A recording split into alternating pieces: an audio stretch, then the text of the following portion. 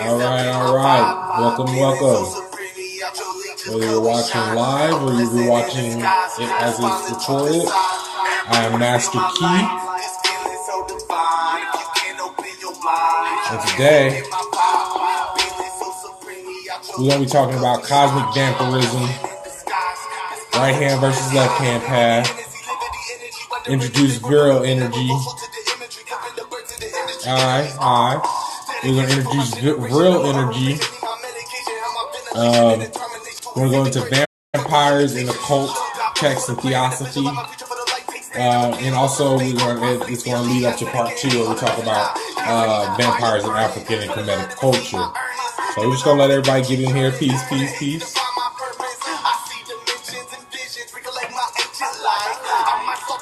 So we're just going to let the music play. I'm going to let everybody get in here.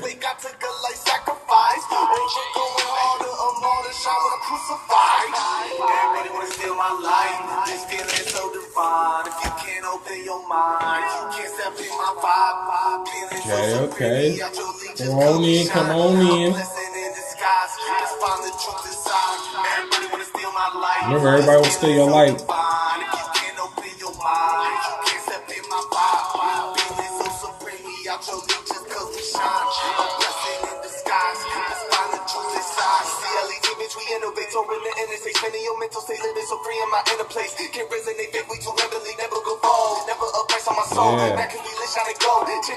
Get ready to start a little bit. Just try to get as many people in here.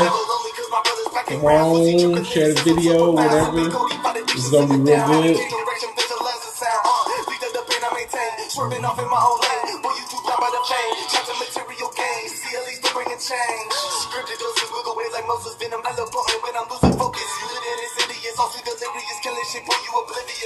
All right.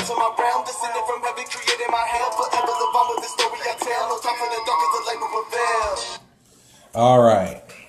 So, cosmic vampirism. We're going to be touching on points of astral realm. Not too much as astral projection. We're going to get familiarized with the realm. Hi everyone. Where the spirit goes when it leaves the body. The astral realm. Okay, yeah, we're going to go to astral realm, vampires, Vril Energy, certain types of vampires, the vampiric DNA sequence. So let's just get into it right now. So, cosmic vampires.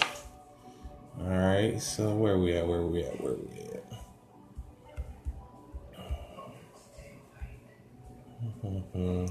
So, psychic vampirism in altered states. This is from the book, Psychic Vampires, Protection from Energy, Predators, and Parasites.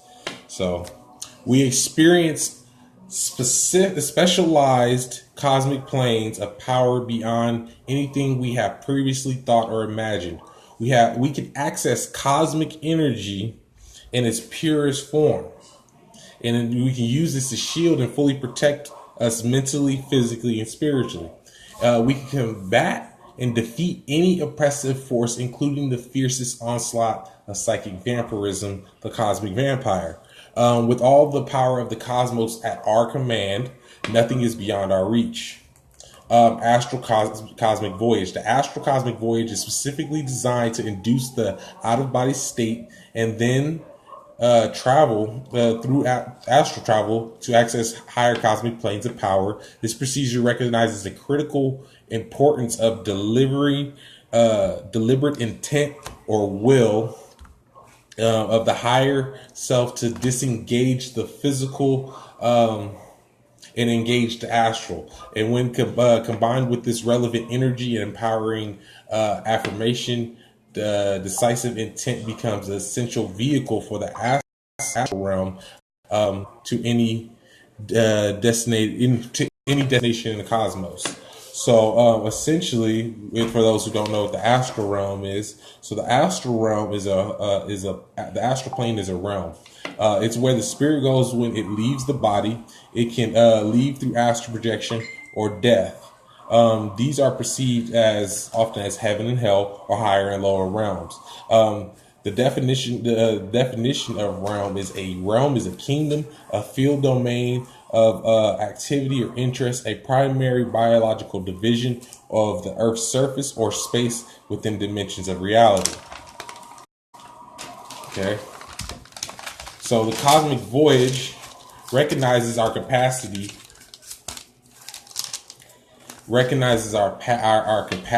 to have these experiences, and when combined with relevant imagery and empowered affirmation and decisive intent, the essential vehicle for astral travel becomes easy for us to reach our destinations in the cosmos. So the astral cosmic voyage recognizes our capacity as being beings of origin to experience awareness of distant, unseen destination, then travel directly to it. Astral travel using the procedure can be instantaneous from point A to B. It can be slow, indirect route. We can experience distant physical reality. We can engage from a particular Earth location to another plane in a deep space, or we can transcend the physical realm and experience firsthand as cosmic or spiritual dimensions of wondrous beauty and limitless power. Throughout the astral cosmic voyage, we are interacting with cosmic dimensions, multiple planes, depending on our personal empowerment needs. Okay, there we go. And interaction with these specific needs. Our studies of the human aura found that the interaction with the particular cosmic plane energies, the human aura will allow this plane's specific color or power. And it's not surprising then that the falling astral cosmic voyaged aura assumes not only new radiance, but a new fusion of the color and the characteristics of the cosmic plane visited by astral travel. Cosmic planes of purple are particularly relevant to psychic vampirism. They signify not only psychic protection, but spiritual understanding as well. Batching in these energies of purple plane purifies the astral bodies. Let's see. The energies of the green plane are often particularly effective in repairing damage inflicted by the energy system by one-on-one contact with psychic vampires. This plane is recommended for counteracting parasitic vampires, particularly parasitic phobias. So let's see what else we have here.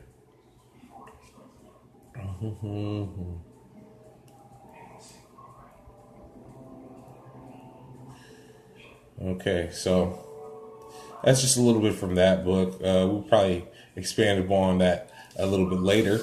So these places or spaces within space are occupied by spirits or entities and etc. So these are there are different levels in the astral plane, different frequencies as we know, and we'll get more in depth into the astral plane and actual astral travel later. We'll also be going through different classes of astral entities or interdimensional entities. For now, we're just going to stick with vampires. So, vampires the normal human perception of vampires is that these are creatures that will suck blood from you or turn you into a vampire or kill you. One moment. Or turn you into a vampire or kill you. So there's types of vampires. The basic type of vampire is like a bloodsucker or a psychic vampire, i.e. Vril.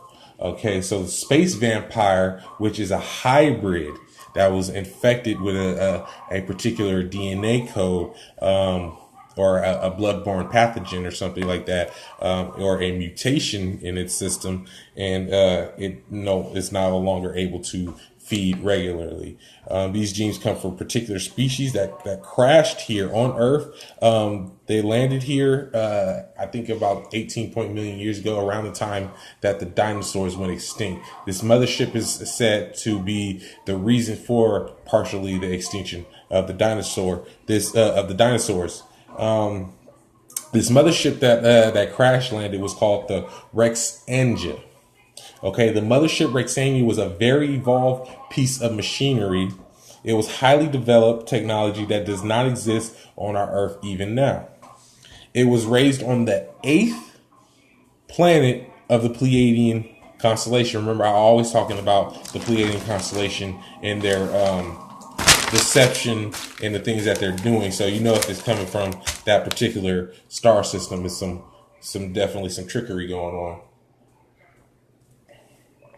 So, due to the part 3 that I'm making as far as the Matrix series, I can't go too deep into the sphere and the Pleiadian thing. That's for another video. So, I'll explain further on that aspect later. I'll just throw on one quote from the Bible for the religious people. I'm not too much a fan of the Bible, but I need for something for you guys to have something to relate to. So, it will mention. I'll mention this only just in reference. It says, "Beware of those Jews who call themselves Jews, for they are the synagogue of Satan." Now we're going to replace that, and we're going to say they are the synagogue of Saturn.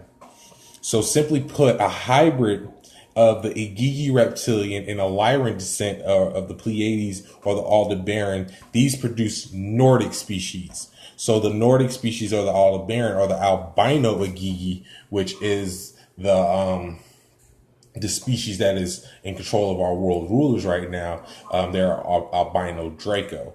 So these species produce those species, and they're also placed in Tau Ceti. So this is the origin of the pale albino gene or the vampiric gene. Their station is in Eridanus or Eridanus, or what they called. I'm going to go ahead and show you guys a picture. If I can, will it let me? Okay, let's go ahead and find a picture of these beings right now, because I do have everything a very nice presentation for you guys today. So go ahead and pull this up. Hey, what's up, Q? So we're going to go ahead and pull up the Tau Cetis, and you'll notice that they all look alike. They're all albino. They're all gray. This melanated being is wearing a fez. See, our solar system, their solar system. They're technically like a parallel universe or parallel reality, but they were placed there for a reason. So, and then we have pictures of the Aldebaran as well. See, here's their star system. There you guys go. Okay, here we go. Now we back at it. I was about to say. So these are the fallen species. This is a Gigi. This is a Saurian. Okay. These are genetic experiments as well. This is a genetic experiment. These are all genetic experiments. This is an Umite. Okay. So these are all genetic experiments. A lot of these things are, and see, they're with a class of what you call angelicals. Okay. So the Tau Cetians, I'm going to go ahead and show images of. So we're going to go ahead and find images of the Aldebaran race. So that way you guys have an imagery to put to this stuff that I'm talking about. Where are we at with this? Pleiadians. These are what Pleiadians look like. Let's see, right here. So you can see that Pleiadians are always depicted in the Anunnaki culture or whatever as these. These are Pleiadians and all the barons. See the eyes? See, that's a Umite. That's a Pleiadian. Notice the blonde hair, blue eyes. See, angelical. They also interbreed with or create themselves or alter themselves with technology. See, a lot of their propaganda is their supreme race. This is the grand architect. This is their grand Anu. This is the architect of the universe. And notice he has a band on his head. That's a stone, because he's actually animatronic, actually. So, see, go ahead and get closer view at this. You can't see this bitch, but there you go. So, see, here they are again, holding their hands. See, now their hands being like this, right? This is unspoken Anunnaki language, because Anunnaki really necessarily don't speak They usually use hand signals and pass along information that way or telepathically. So see their hands being cupped like this symbolizes that they're from the cupbearers of Om. See, notice the Pleiadian big old eyes. They always seem angelic and whatnot. So those are Pleiadians. Just to familiarize ourselves with a little bit of these things before I go further. This is going to be our right hand versus left hand path. So yeah, that's pretty much that one right there. I'm trying to find some Aldebarans right now. Okay, here we go. So the Aldebaran, they're depicted as in Norse gods, like Q says. These are Norse gods. Now we're going to get into how they got the name Norse and stuff like that. But essentially, they landed in a particular area, and these are particularly fallen angels as well. These are barbarians. These are cosmic barbarians. Like, they are really, really just not nice entities. And what they do to the earth is really bad. So see, here's one of them laying over a giant. And so see it depicted in the movie, and they always got the horns in there. Let's see his sword, his garb. Notice he's the only melanated one here, and we'll get into that later. See him with the sword holding. See the two different factions or whatever that they're trying to display. See how they always show them with the gold, and they mine gold here for armor. And there's the tesseract, the cube. See the allspark with the symbols on it. See this right here. This is what they're hitting to CERN. See the symbol right here. I'm gonna see if I can find some more on it. See, notice the points, and the point is 7. So we know that the Pleiadian star system and all that is in the Matrix videos is a prison and stuff like that. Here's the parallel, Aldebaran, boom, Pleiades. These are all actual facts. This is places where these beings come from. Boom, Pleiades, Beltages, L. All right, here's the breakdown right now. I'm not in my notes. I'm in my bag. All right, so check it. You have Orion. You have Aldebaran. You have Rig-El. So now they know at the end of their name or whatever, it comes from the title from which they picked up from one of these 3 stations. Or you can also go into the, Belial or Belial. That goes into here too and stuff like that, or Belial, or you guys kind of know what I mean. But it's all has to do with that. See, this is their dying star, and this is the people. I mean, this is what they're pretty much look like Celtics. See, cosmic barbarians. See, this signifies. See, notice his left hand is over his right hand. See the symbolism right here. I'll break into what those mean later. And yeah. So that's pretty much it. Also the Vril Energy. But yeah, so Cetus, or where Celtic comes from, are bloodthirsty warrior vampires. They rape and pillage the universe. Kale is the etymology of it. Kale is to hide, to heat, and to impale. And when they pass on their parasitic entities and they leave an etheric shell to seek out energy or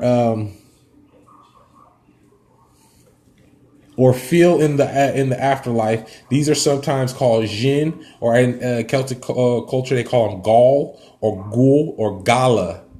In Sumerian they're called Gala or Galu. So the etymology of Celtis is Celsius, or what's also is in Tausetius. This is the barbarian gene. So the Celtia was given to the name of the ancient Greeks to be barbaric. And they are classified in Sumerian as Galu, great devils of the underworld, and there are one of 7 devils, or one of 7 species of the offspring of hell within this part of the Hyades constellation. Hello, hello, hello. So the Pleiades of the Hyades constellation. So when they talk about hell, right, they're talking about Hades. This is a constellation, a part of the order of the hell. See, and this is their all the Barons' main constellation is Taurus. So, or Tartarus, as I was explaining. So show you this is a real place. Boom. It's Hyades constellation. It's inside the bull. So when you guys are astral traveling, you guys are accessing a lot of these things. Now, bam, we're in the bull constellation right here. El Nath. Taurus bull, the Pleiades, the Hyades, all the Baron. Notice these are they all with each other. See? So there's particular factions into this deception, this cosmic deception here. So when they passed on this gene, and then they're classified in Sumerian as Galu, or as the 7 souls of the Hyades constellation, or Hades. They are depicted as Thor. They're often depicted as Thor. Like, let's see, where we go find Thor at right here. See Thor and all these characteristics. Yeah, exactly. See, bam. The origin of this right here is in Sumerian. The whole flying hammer or mace thing or whatever that they have in Odin and all them. Look at Odin.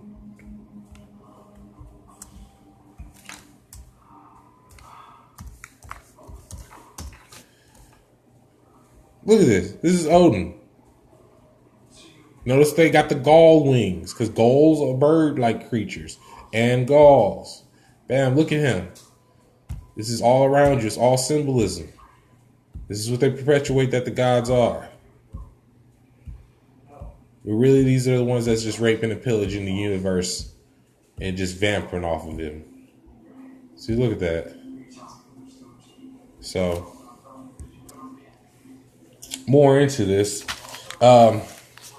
The fiercest leader of them was a monstrous being in ancient Sumerian called a Zag. So we're going into the incarnations of him as well. A Zag, who was slain by a mace by Ninurta. This is when they were funking, but Ninurta was one of them. Ninurta was a Pleiadian, but he was following orders for Enlil and stuff like that. So, but they got into a fight, and this is pretty much what happened. So, this is the origin of Thor's hammer, the Shisharu, or Shishari.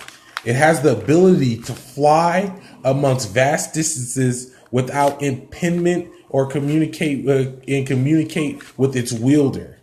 This thing literally flies around, and this is depicted in ancient Sumerian. This is where they're getting this stuff from to encode your mind with. Okay, so now we're going to get back to this stone called Moldavite in the mothership Rexania. So back to the Moldavite in the mothership that we now established that this particular species gene came from these particular space people. These particular space people were being traveled or transported to the 8th sphere to be imprisoned, and they escaped. And they landed somehow on Earth. I'll go into the details of that later. But they are raised on the 8th planet in the Pleiadian star system. It is an organic, and the method of building this was actually grown. This actual planet was grown. So this actual planet was grown with their minds. And it may have seemed hard to understand, but it was done this way, and it could be always been done this way. When the ship was attacked, it was like a nuclear explosion. It melted down pieces. They melted down. Later on, it landed on Earth or whatever. All types of races created weapons and stuff for it. They melted down piece by piece and portion of it by portion of it. And it was used to form and part of it fell into the earth. It entered the atmosphere and found its home in Kazakhstan or Kazaslavia or Czechoslovakia. There we are. Czechoslovakia, in Moravia or Moravia, where the Moldavite comes from. Now,